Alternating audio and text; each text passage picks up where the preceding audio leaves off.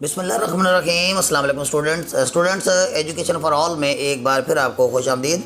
Students, आज की जो हमारे इम्पोर्टेंट लेक्चर है वो बीए पार्ट 1 या एडीबी पार्ट 1 की जो पोइट्री के सेक्शन की पोएम नंबर 8 है, 1-8 वो है। हम इसके जो इम्पोर्टेंट स्टांजास जो हैं वो मैं आपके साथ उसको भी डिस्कशन करूँगा, और फिर वीडियो के दूसरे पोर्शन में मैं आपके साथ इसका जो मोस्ट इम्पॉर्टेंट क्वेश्चन है वो आपके साथ मैं ना सिर्फ डिस्कस करूँगा बल्कि मैं उसको अच्छी तरह आपके साथ एलेब्रेशन भी आपके लिए करूँगा। तो डियर स्टूडेंट्स, ये जो नज़म है 1-8 यानी एक फ़न, एक स्किल, एक महारत, ये नज़म जो है ये एलिज़ाबेथ बिशप ने इसको लिखा है।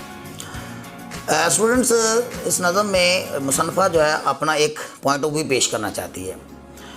वो ये है कि शायरा कहती है कि जिस तरह दुनिया के तमाम काम होते हैं वो उस वक़्त एक स्किल के दर्जे पे फायज़ हो जाते हैं जब हम उनको बारहा करते हैं, उसकी प्रैक्टिस करते हैं और उसको बारहा सरअंजाम देते हैं। तो उस काम को करने की रेपिटेशन की वजह से वो जो हमारे अंदर एक परफेक्शन आती है वो उस काम को आर्ट के दर्जे पे फाइज करती है।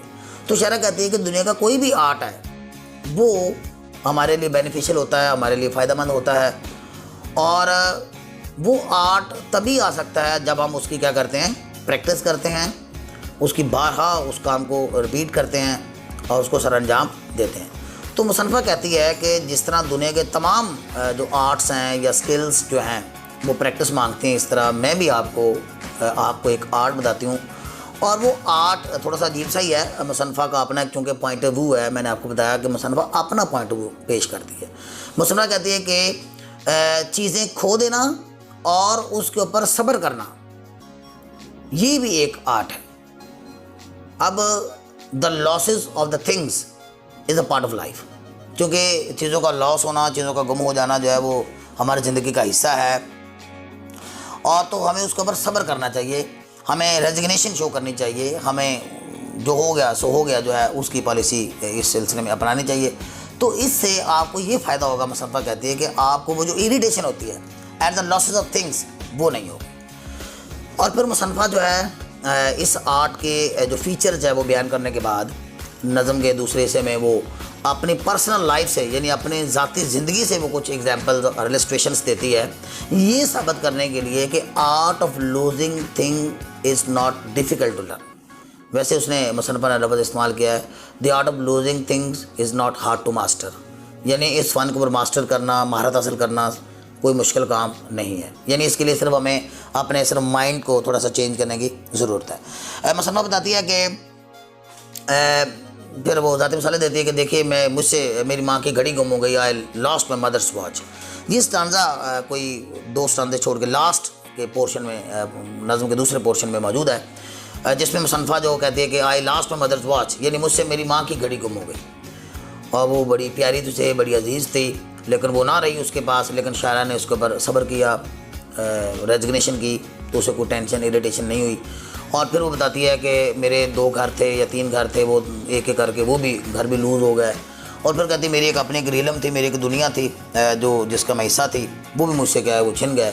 लेकिन मेरे लिए इस आर्ट को सीखना मुश्किल नहीं था, क्योंकि शायरा कहती है कि मैंने इस आर्ट को सीख लिया था इसकी बार बार प्रैक्टिस करके, चीज़ों के ऊपर लॉसेस पे बार बार जो लॉसेस होते थे उनके ऊपर सब्र और कनायत शो करके मैंने ये आर्ट सीख लिया। और अब जो है बड़े से बड़ा लॉस भी जो है वो उसके लिए कोई तबाहकुन नहीं है, बड़ा कोई पेनफुल नहीं है और बड़ा कोई टॉर्चरिंग नहीं है। स्टूडेंट्स, नज़म पढ़ने के लायक है, आप इसका ज़रूर रेफरेंस कॉन्टेक्स्ट का तैयार कीजिएगा।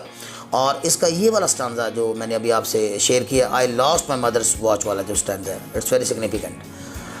अब हम इसका जो एक बहुत ही इंपॉर्टेंट क्वेश्चन है वो डिस्कस करते हैं।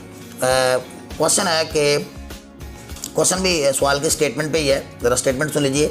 स्टेटमेंट ये है कि the art of losing thing is not hard to master, यानी चीज़ें का खो देने का जो फ़न है इसको सीखना मुश्किल नहीं है। दूसरा इसका पोर्शन है कि how can we master this art, या how can we learn this art, यानी हम इस आर्ट को कैसे सीख सकते हैं। तो मुसन्फ़ा ने इस नज़म के अंदर सलूशन बताया है कि इस आर्ट को कैसे सीखा जा सकता है। देखें स्टूडेंट्स, कोई भी काम होता है उसको सीखने के लिए हमें प्रैक्टिस चाहिए, क्योंकि practice makes a man perfect skillful. तो शायरा भी ये कहती है कि लूज समथिंग एवरी डे, रोज़ाना कुछ ना कुछ खोइए और उसके ऊपर क्या कीजिए, सब्र कीजिए। यानी चीज़ें जो हैं वो पार्ट ऑफ लाइफ हैं, लॉसेस होते रहते हैं, लॉसेस करिए बल्कि वो कहती है, लेकिन उसके ऊपर रेजिग्नेशन कीजिए, उसके ऊपर सब्र शो कीजिए, इससे आपकी इरिटेशन जो है वो परेशानी जो है वो आपको नहीं होगी। तो ये नज़म जो है बेसिकली हम ये देखते हैं वो मुसन्फ़ा के अपने पॉइंट ऑफ व्यू के बारे में। अब हम हो सकता है कि मुसन्फ़ा के इस पॉइंट ऑफ व्यू से एग्री ना करें, ये क्या बात हुई जी, चीज़ें लूज़ करें, चीज़ों का लॉसेस हो तो उसके ऊपर सब्र करें। भाई चीज़ों के ऊपर पैसा खर्च होता है और पैसे जो है उसके ऊपर बहुत ज़्यादा टाइम और एनर्जी लगती है, फिर इंसान कमाता है। तो चीज़ों के लॉसेस के ऊपर जो है इरिटेशन होना, गुस्सा आना एक नेचुरल सी बात है।